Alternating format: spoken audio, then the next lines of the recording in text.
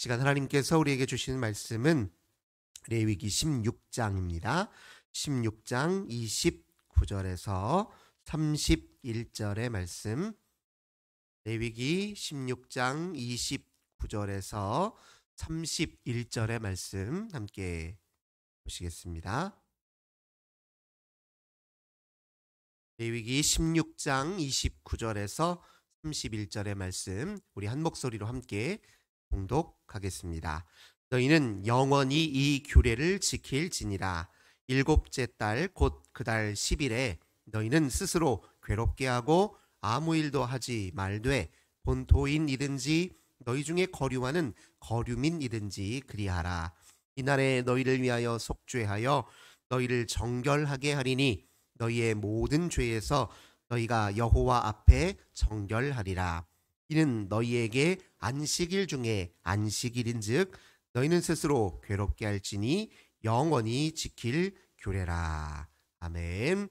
오늘도 주님의 전에 먼저 찾아 나오신 우리 모든 성도님들, 하나님께서 하늘의 은혜와 평화 가득 부어주시길 주님의 이름으로 간절히 기원합니다. 오늘은 대속죄일에 관한 이야기를 함께 나누도록 하겠습니다.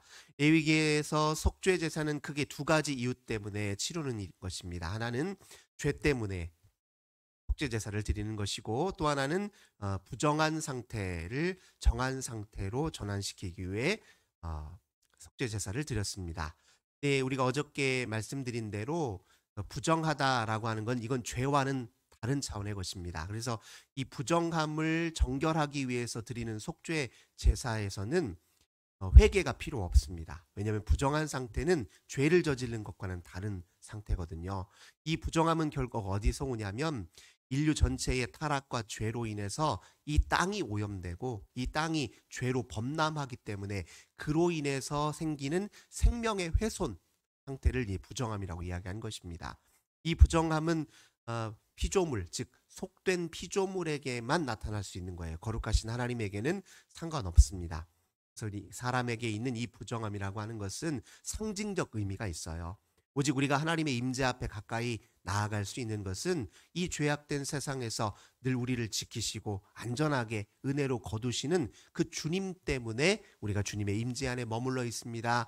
이걸 확인하는 것이 이 부정함의 속죄 제사입니다. 그래서 이건 죄를 저질렀을 때 그 죄를 사하기 위해서 드리는 속죄 제사와는 좀 이야기가 좀 다릅니다. 그래서 이 두 제사 간에 약간의 차이가 있어요. 죄로 인해서 이제 이 제사를 드릴 때는요, 이제 크게 두 가지 의식이 중요한데, 하나는 뭐냐면 이 도살할 속죄 제물에 안수하여 손을 얹을 때 그때 죄가 그 짐승에게 전가가 되는 것입니다. 그러면 제사장은 이제 그 희생 제물을 도살해서 피를 받아서 그 피를 가지고는 번제단에 뿌려서 죄로 인해서 오염된 땅을 이렇게 씻어주는 거예요. 그 다음에 이제 고기는 죄가 전가되어 있잖아요. 일부는 제사장이 먹어서 없애고 일부는 진영 밖에서 태워서 없애는 겁니다. 왜냐하면 거기에는 죄가 전가되어 있기 때문에 그래요. 부정함을 정하도록 하기 위해서 드리는 제사에는 똑같이 그렇게 안수했을 때 죄가 전가되는 건 아닙니다. 이때는 뭐가 문제가 되냐면 이 부정함으로 인해서 성소가 오염됐기 때문에 오염되어 있는 그 부정결함이 이 고기에 전가가 되는 거예요. 그래서 똑같이 제사장이 그 고기를 먹어서 또 일부는 진영 밖에 태워서 이 성소 안에 오염되어 있는 오염물질을 제거하는 게 이제 부정했을 때 드리는 속죄제사의 특징입니다. 아무튼 이 속죄제사는 두 개 다 이제 중요한 게 뭐냐면 이 피 뿌리는 의식이에요. 이 피 뿌리는 의식이 왜 중요하냐면 우리 인간이 죄를 범하면 또는 부정해지면 자기 하나로 미치는 것이 아니라는 겁니다. 그것이 자기가 속해 있는 땅, 살고 있는 지역, 살고 있는 바로 그 지역의 성소가 같이 오염된다는 걸 의미해요. 그래서 이걸 다 깨끗하게 하는 의식이 필요하다 이것이죠. 마찬가지죠. 우리가 예를 들면 잘못 하나 하더라도 그 잘못이 자기 자신에게만 미치는 게 아니거든요. 자기가 무슨 잘못을 저지르면 그럼 반드시 함께 살아가고 있는 사람들에게 어떤 방식으로든 악영향을 미치게 되어 있습니다. 그 모든 것에 대한 일종의 책임의식을 갖도록 만들어주는 것이 이제 피의식입니다. 그런데 일상적으로 드리는 이 속죄 제사라고 하는 것은 가벼운 죄와 해당되는 것입니다. 일반적으로 다 가벼운 죄 또는 이제 부정한 상태를 정결하게 하는 데 초점이 맞춰져 있지만 1년에 딱 한 번 종교록으로 말하자면 7월 10일 오늘 본문에 보니까 이 대속죄일이라고 일컫는 이 날에 드리는 이 속죄 제사는 그동안에 저질렀던 모든 축적된 죄를 다 일소에 해소하는 아주 중요한 날이었습니다. 그래서 오늘 본문에 보면 이 속죄일을 안식일 중에 안식일이라고 표현해요. 이 대속죄일에는요, 일상적으로 평소에 드리는 속죄제사로는 사할 수 없었던 중죄까지도 전부 다 사해지게 됩니다. 예를 들면 하나님을 반역했던 죄 또는 살인했던 그 중범죄 같은 이런 중범죄가 또 전부 다 사해진 날이 이 날입니다. 그리고 의식하지 못하고 내가 죄를 저질렀나 어쩌나 아직 의식하지도 못한 그 모든 죄까지도 다 정화되는 것이고, 그 다음에 이 부정한 상태에서도 죄가 될 수 있는 이유는 뭐냐면 이렇게 하면 부정하다는 걸 알고 있음에도 불구하고 의도적으로 그런 부정한 상대를 자처하는 경우에 그건 이제 죄가 될 수가 있어요. 그래서 그런 죄까지도 일소에 다 해소하는 날이 이 대속죄일입니다. 이 대속죄일에는요, 피 뿌리는 의식을 어디까지 진행하냐면 지성소 안에까지 피 뿌리는 의식을 해요. 평소에는 이런 의식은 없습니다. 1년에 딱 한 번 이 대속죄일에만 제사장이 세마포 옷을 입고 지성소 안으로 들어가서 마련되어 있는 그 수소의 피를 가지고서 그 안에 있는 속죄소에 다 발라서 그 주변에 뿌려서 피 뿌리는 의식을 합니다. 왜냐하면 인간의 중범죄, 그 다음에 하나님을 반역했던 그 반역죄는 그 죄의 무게가 커서 지성소 안까지 오염시켰다고 보는 거예요. 그래서 1년에 딱 한 번 제사장이 지성소 안에 들어갈 때는 이제 지성소 안에까지 피 뿌리는 의식을 했던 것이죠.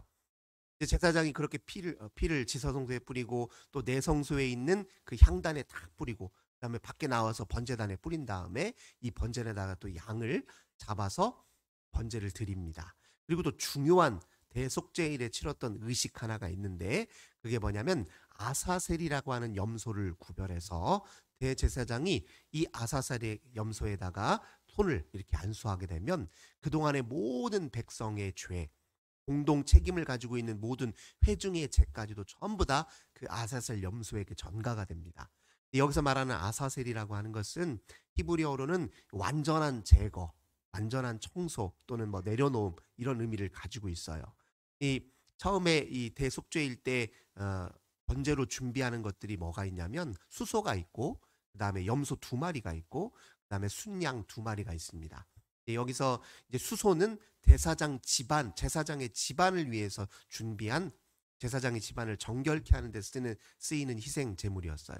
그다음에 이 순양 2마리는 밖에서 번제를 드릴 때 쓰이는 거고 염소 2마리도 하나는 희생 제사를 위해서 또 하나는 아까 말한 대로 아사셀이라는 염소를 구별하기 위해서 이 염소 2마리를 준비하는 겁니다. 이 염소 2마리 중에 한 마리를 이게 선별할 때 제비뽑기 형태를 통해서 한 마리를 선별해요.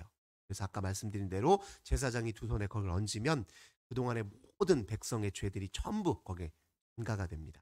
이걸 광야 바깥에서 밀쳐서 죽게 만들어요. 그러면은 그 염소가 그 모든 죄를 다 끌어안고 죽는 것입니다. 그렇게 의식을 1년에 한 번씩 치르고 나면 온 백성이 다 정결해지는 거예요. 평소도 정결해집니다. 그러면 하나님은 여전히 우리의 거룩한 임재가 그리고 우리를 만날 준비가 되어 계신 것이고 우리도 깨끗하고 정결한 마음과 심령으로 몸으로 주 앞에 나갈 준비가 되어 있는 거예요. 이런 대속죄 제사일이 왜 그렇게 중요합니까? 이것은 하나님이 우리를 더 가까이 만나기 위한 하나님이 우리에게 베풀어 주신 은혜의 통로예요. 주님이 늘 우리에게 우리가 주님께 늘 다가올 길을 주님께서 늘 깨끗하게 닦아놓고 그 길을 위해서 우리를 방해하는 모든 것들을 청소하시기 위해서 우리에게 만들어 주신 장치예요. 이때 해야 될 중요한 일이 무엇이었냐면 그냥 이 제사만 치르는 게 중요한 것이 아니라 반드시 회개의 의식을 같이 가져야 됐습니다. 아까 말씀드린 대로 평소에도 죄를 사하기 위한 속죄 제사에는 회개가 반드시 필요했어요. 근데 이 대속죄일에는 더더욱 그런 회개가 중요했습니다. 오늘 본문의 말씀을 다시 한번 이렇게 보세요. 뭐가 중요했냐? 이 속죄일, 대속죄일에는 스스로 괴롭게 하라 이런 표현이 있어요. 이 말은 무엇이냐면 이 스스로 이제 좀 고행을 해서라서도 금식을 하고 생활에 아주 엄격한 절제를 통해서 하나님 앞에 내가 그동안에 하나님 앞에 이렇게 거슬러 살았다 하면서 자기 인생을 되돌아보는 거예요. 이게 내 책임의 영역도 있고 우리 전체 공동체 전체의 책임의 영역이든지 간에 우리가 공동으로 책임져야 되는 것 무엇이든지 간에 그 모든 걸 철저하게 되돌아보는 날로 그렇게 삼는 것이 대속죄일입니다. 그래서 이건 엄격하게 지켜야 했을 뿐만 아니라 스스로 괴롭게 할 정도로 마치 고행을 하듯이 이렇게 하루를 보내야 되는 날이었습니다. 그래서 이 모든 것은 결국 하나님께서 우리를 위해 마련해 주신 은혜의 통로이고 장치이다. 이렇게 받아들였기 때문에 이 날을 속죄일이면서 동시에 안식일 중에 안식일이라고 표현한 겁니다. 그러니까 이 날은 모든 것이 본래 제자리를 찾는 날이에요.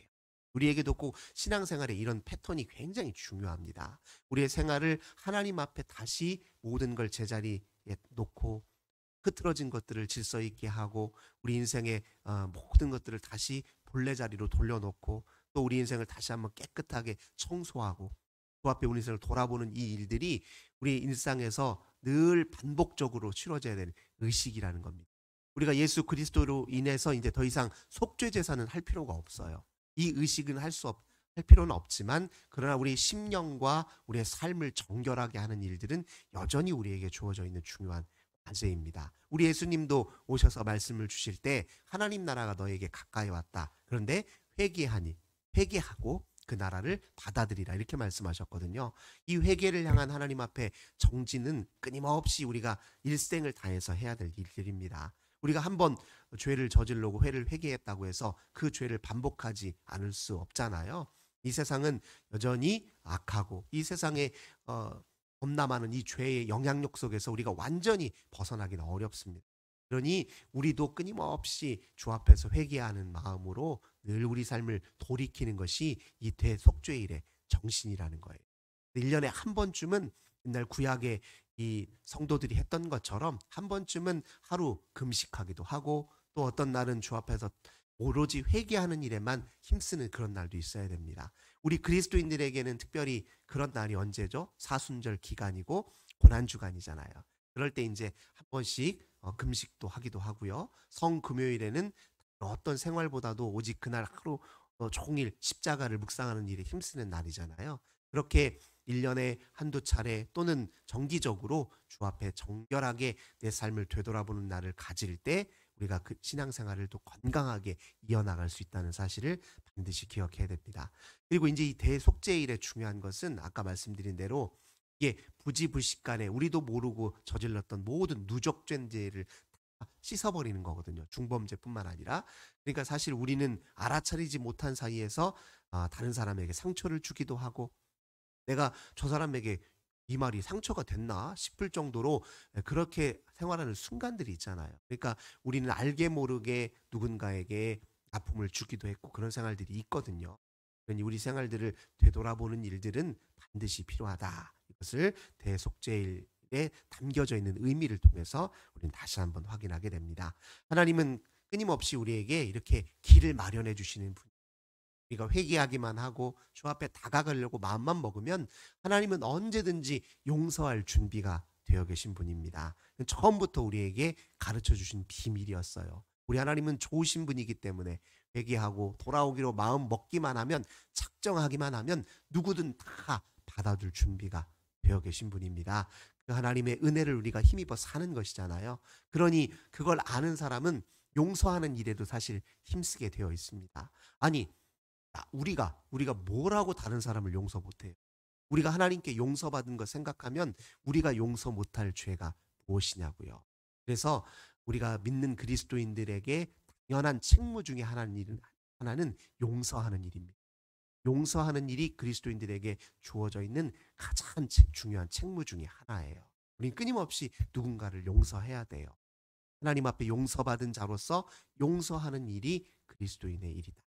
오늘 하루도 우리가 만나는 생활 속의 모든 사람 중에 겪는 일들 용서가 필요할 때가 있지요. 용서는 자기 자신에게도 아주 영혼에도 유익합니다. 누군가를 용서하면요, 내가 그만큼 영적으로 성숙해질 뿐만 아니라 자유한 삶을 살게 됩니다. 사람 마음속에 누군가에 대한 미움이나 증오를 품어보세요. 얼마나 괴롭고 힘듭니까? 또 사람을 미워하고 경계를 세우기 시작하면서요, 우리 생활의 영역이 좁아지고요, 오히려 부자유하게 되어 있어요. 근데 용서가 생활의 습관이 되고 또 그것이 성품이 되고 용서의 생활이 우리의 일상이 되어버리면 우리 인생은 훨씬 더 자유하게 되고요, 모든 사람과 오히려 친밀한 관계 속에서 훨씬 복을 누릴 수 있다는 사실을 다시 한번 기억하시면서, 오늘도 주님이 우리를 용서하시는 그 은혜로 다시 한번 우리 자신을 정결케 하고 우리도 누군가를 용서함으로 그 복되고 거룩한 삶에 온전히 참여하시는 저 우리 모든 성도님들 되시길 주님의 이름으로 간절히 기원합니다. 참 좋으신 주님 감사드립니다. 우리가 회개하기만 한다면 주님은 언제든지 우리를 용서할 준비가 되어 해주시고 주님께로 나아가는 그 길 위를 늘 하나님 깨끗하게 청소해 주시고 그 길을 활짝 열어주신 것 참으로 감사드립니다. 그 놀라운 은혜로 우리가 오늘도 구원받고 오늘도 용서받고 정결해져서 세상으로 나아갑니다. 우리 역시 주님의 은혜를 실천하며 누군가를 용서하고 호용하고 관용하는 그 복된 삶에 온전히 참여하도록 은혜 베풀어 주옵소서. 주 예수님의 이름으로 간절히 기도하옵나이다. 아멘. 오늘 주신 말씀으로 함께 기도하도록 하겠습니다. 주님께로 열린 길이 우리가 살 길임을 깊이 깨달아 알게 하소서. 이렇게 기도하시고 우리 가정을 위해, 교회를 위해, 또 나라를 위해서, 우리 환우들을 위해서, 고통당하는 이웃을 위해, 우리 자녀 세대를 위해서 주 앞에 간절히 기도합시다. 도우신 주님 감사합니다. 오늘도 아버지 앞에 기도함으로 하루를 시작하게 하신 은혜 참으로 감사드립니다. 주님 앞에 기도할 때 성령의 충만함 주옵소서. 주님의 보혈의 피로